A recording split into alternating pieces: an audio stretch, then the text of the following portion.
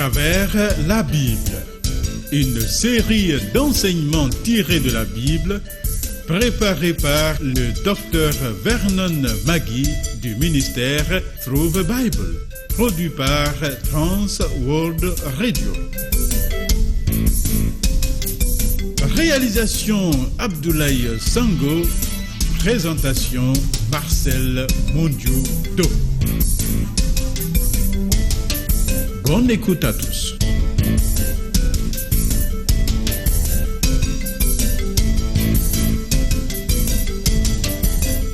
Roi des nations, fais voir ta gloire à ce monde qui s'enfonce dans les ténèbres.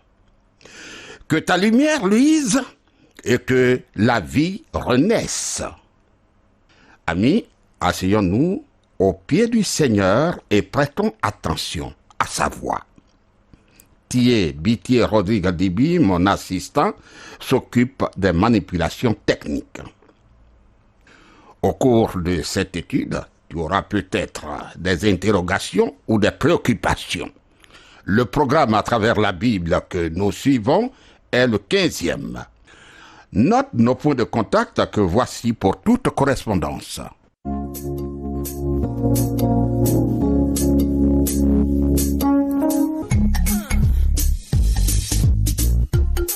À travers la Bible.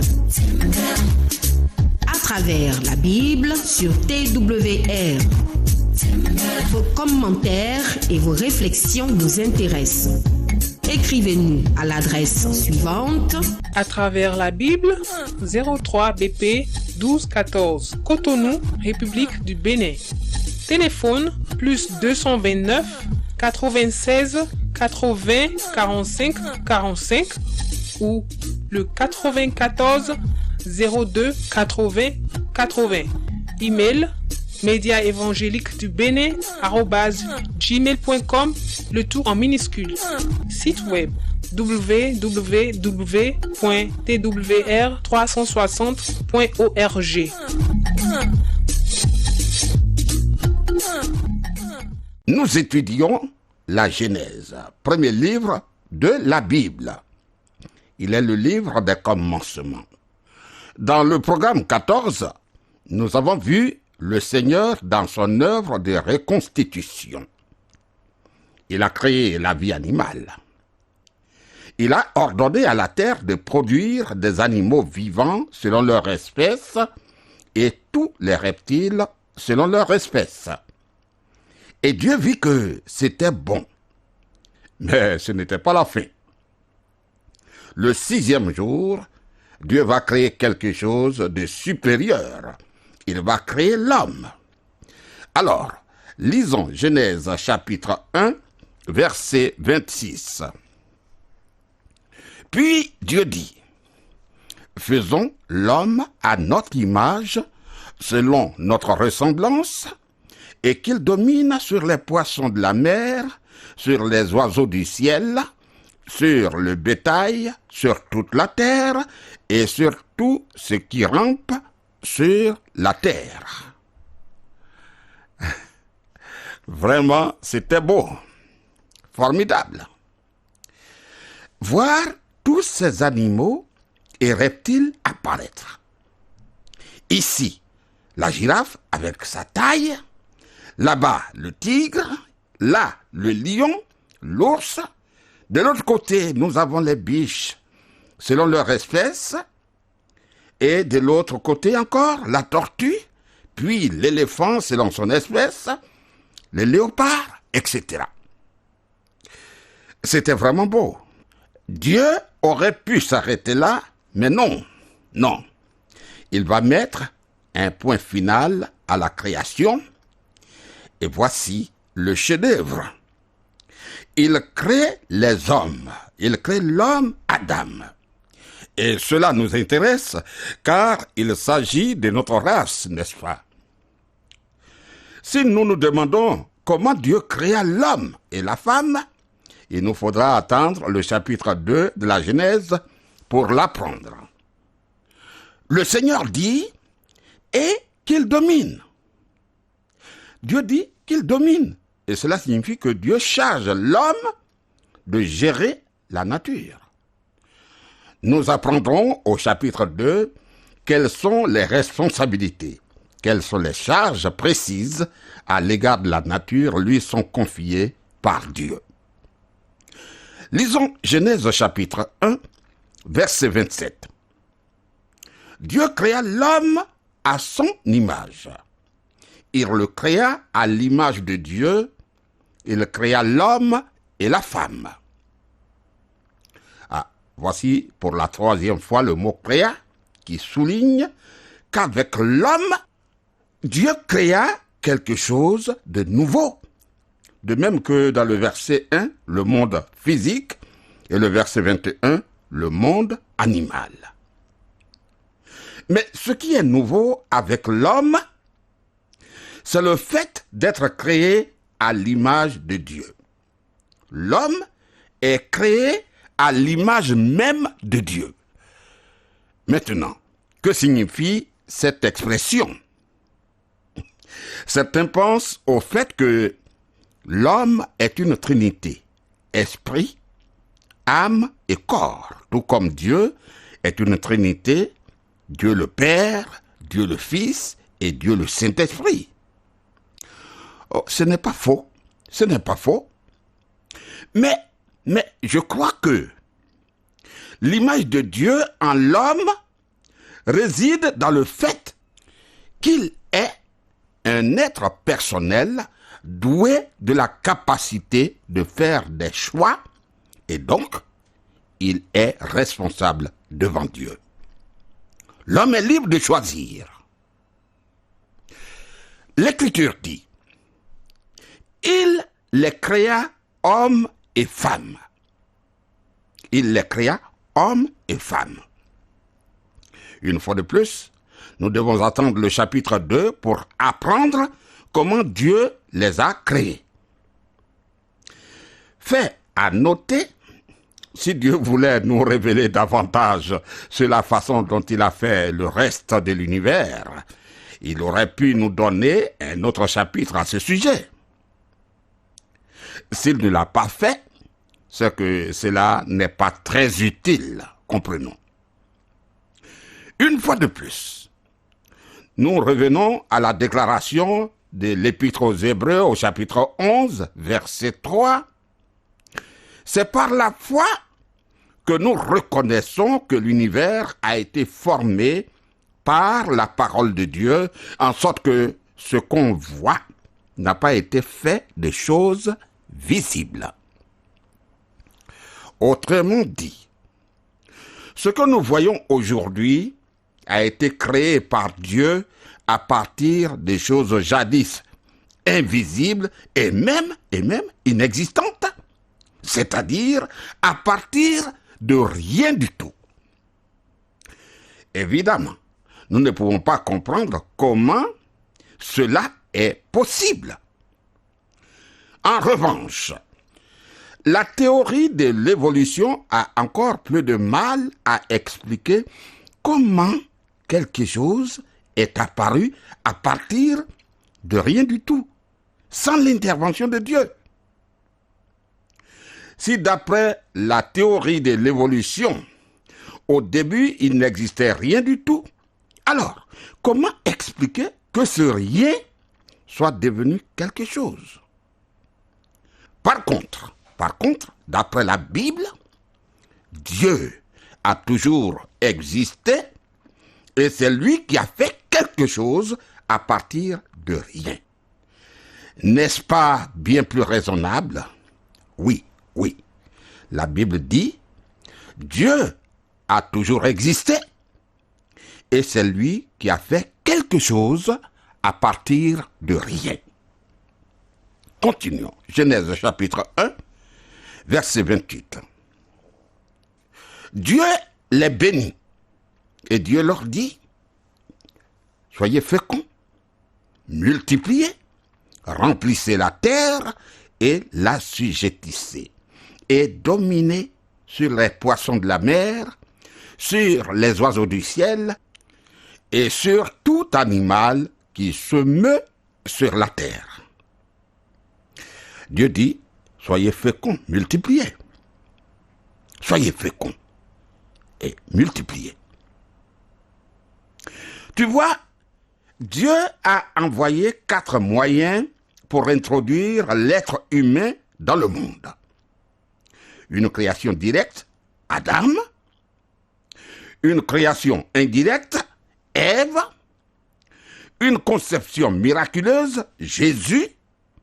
Une conception ordinaire, toutes les autres personnes dont toi et moi.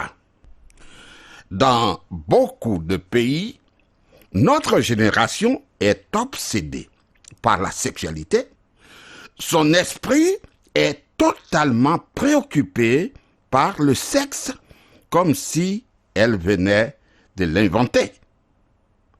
Pourtant, c'est Dieu qui l'a institué dès la création, et elle n'a rien d'impur en soi, tu vois. Malheureusement, en raison du péché, l'homme a sali la sexualité au plus haut point par ce qu'on appelle la libération des mœurs. Chacun en fait comme bon lui semble, et aussi par une certaine littérature et un certain art qui n'ont rien d'esthétique, mais qui sont absolument révoltants et dont le but est simplement de faire de l'argent. On vit, on vend l'acte sexuel et c'est incroyable. Vraiment.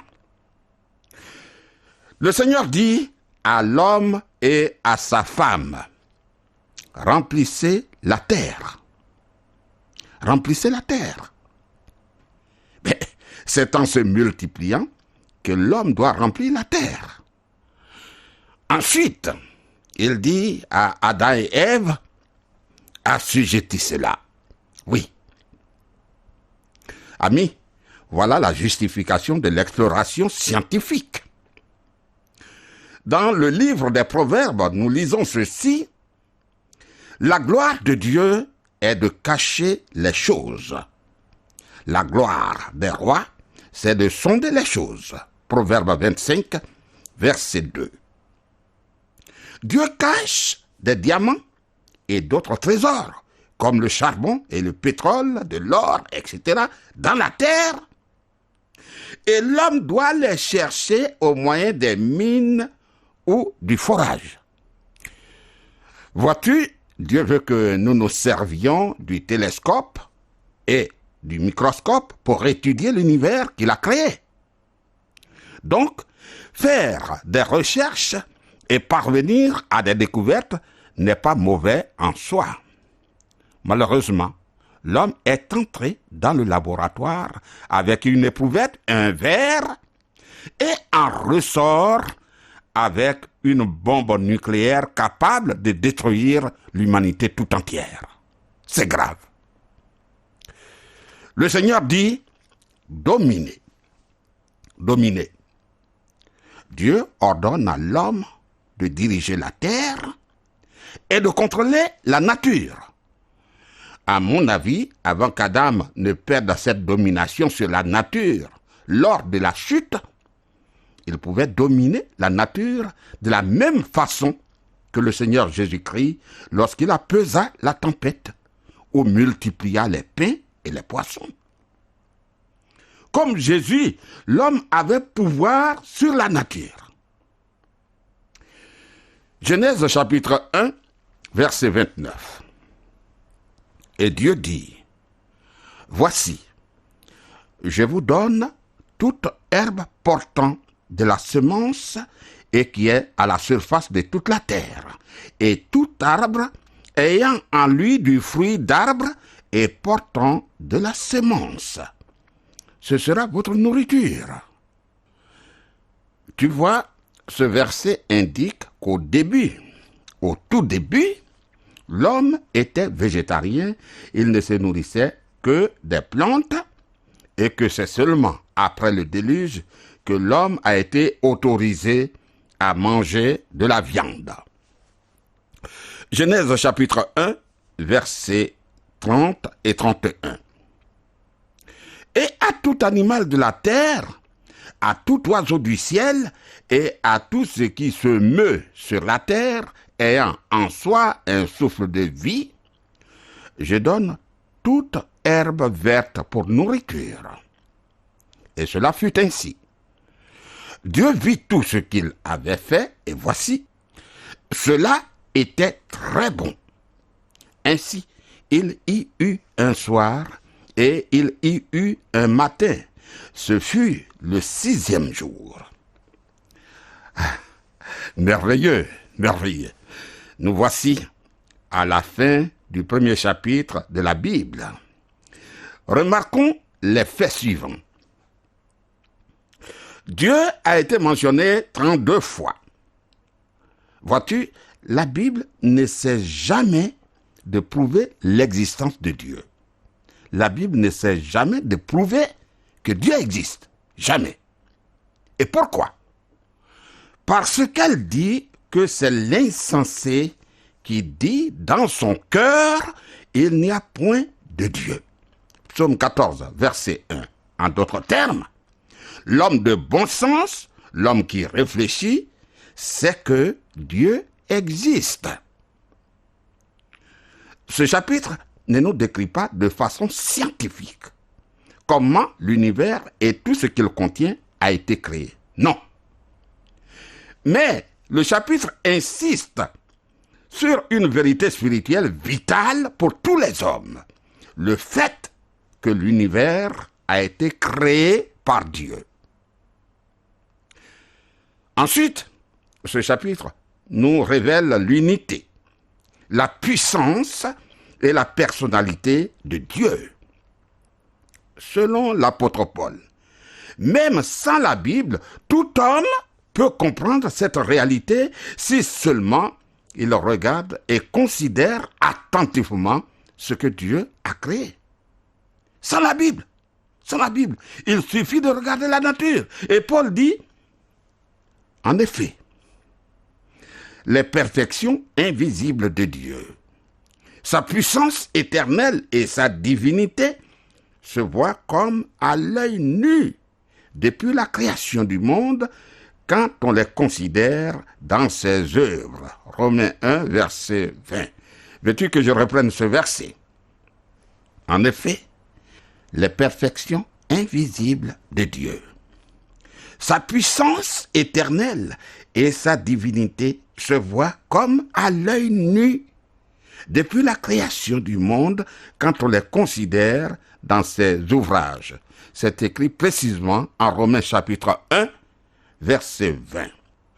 Abordons le 2e chapitre du livre de la Genèse.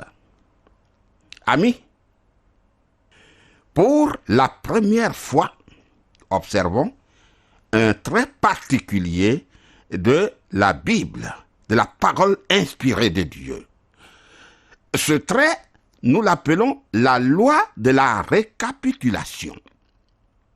Ce terme signifie qu'en inspirant la Bible, le Saint-Esprit procéda souvent de la manière suivante. Après avoir présenté brièvement une succession de faits, l'Esprit de Dieu revient sur le fait le plus important. Et il le répète tout en l'approfondissant de façon considérable. Voilà.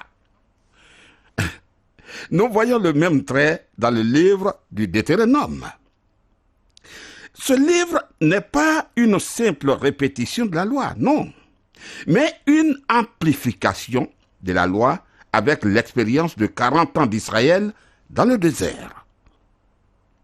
De même, l'évangile de Jean raconte plus en détail et avec plus d'explications un événement comme la multiplication des pains qui est raconté plus brièvement dans les 3 autres évangiles. Vois-tu, dans le chapitre 2 de la Genèse, le Seigneur revient sur le récit de la création déjà donné dans le chapitre 1. Et il amplifie ce qui concerne la création de l'homme, le point le plus important pour nous. Mais tout d'abord, commençons par le 7e jour de la création, le sabbat. Le jour du sabbat Genèse chapitre 2, versets 1 à 3. Ainsi furent achevés les cieux et la terre et toute leur armée. Dieu acheva au 7e jour son œuvre qu'il avait faite. Et il se reposa au 7e jour de toute son œuvre qu'il avait faite. Dieu bénit le 7e jour et il le sanctifia parce qu'en ce jour, il se reposa de toute son œuvre qu'il avait créée en la faisant. Que signifie cette déclaration? Et Dieu se reposa de toute son œuvre. Puisque Dieu est tout-puissant, cela ne signifie évidemment pas que Dieu était fatigué de son travail et avait donc besoin de se reposer.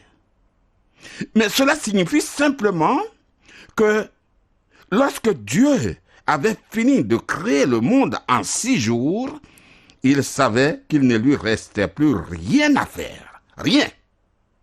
Et ainsi, il a pu le regarder et l'admirer.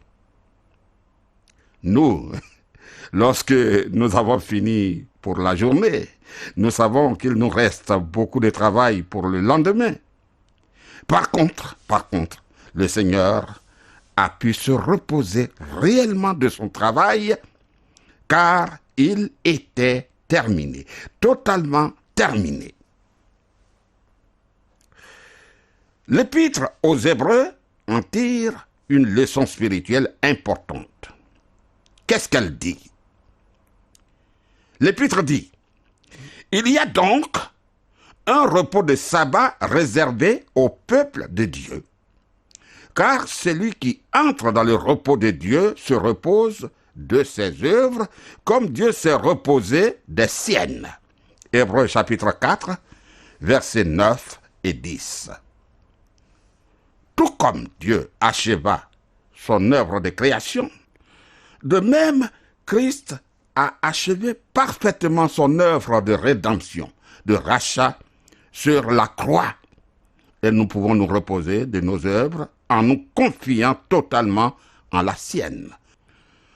Comme le dit Paul d'une autre manière, étant donc justifiés par la foi, nous avons la paix avec Dieu par notre Seigneur Jésus-Christ. Romains 5, verset 1. Toi et moi n'avons rien d'autre à accomplir pour être sauvés. Car Jésus-Christ a tout accompli pour nous à notre place sur la croix. Amis, revenons à la création de l'homme. La Bible dit avec précision que l'homme a été créé. Il n'est pas le produit d'un processus. Nous ne descendons pas d'un animal comme certaines personnes veulent le faire croire. Ce n'est pas parce qu'il y a une certaine ressemblance entre l'homme et les primates, les singes et autres, que l'homme serait la suite de ces animaux. Penser de cette manière est vraiment insensé. C'est manifester de la folie avancée. Oh, j'ai été attristé d'entendre un grand journaliste dire à la télévision l'autre jour, voyant les singes, que voici nos cousins. Raisonner de la sorte est vraiment insensé. Dans le premier chapitre de la Genèse, qui est le livre des commencements, le mot « créa », Dieu créa, est prononcé 3 fois. Au verset 21, il est dit: Dieu créa les poissons et tous les animaux vivants. Il créa donc le monde animal. Mais avant, au verset 1, il est dit: Dieu créa les cieux et la terre, c'est-à-dire le monde physique. Et enfin, au verset 27, il est clairement dit: Dieu créa l'homme à son image, il le créa à l'image de Dieu. Il créa l'homme et la femme. nous acceptons volontiers que l'homme est créé à l'image de Dieu, toi et moi. Souvenons-nous que l'image de Dieu en l'homme réside dans le fait que l'homme est un être personnel qui est doté de la capacité de choisir volontairement. Il peut choisir, par exemple, le bien ou le mal selon sa volonté. Selon sa volonté, il peut choisir le bien ou le mal. C'est pourquoi, devant Dieu, il est tout à fait responsable.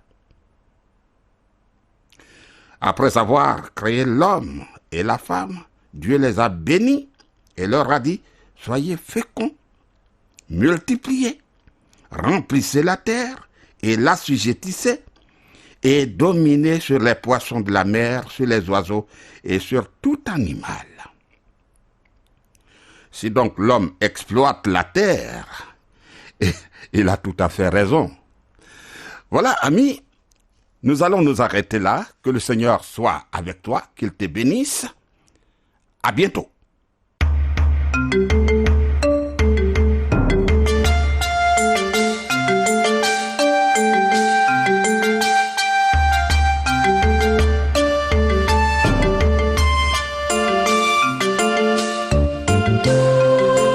Venez de suivre le programme À travers la Bible, un enseignement du docteur Vernon Magui du ministère Through the Bible, une production de Trans World Radio. Pour tout contact, écrivez-nous à l'adresse suivante. À travers la Bible, une émission d'enseignement, d'affermissement dans la foi et de discipulat. Nos contacts 03 BP 1214 Cotonou, République du Bénin. Téléphone 229 94 02 80 80 ou 229 96 80 45 45. Que Dieu bénisse votre écoute.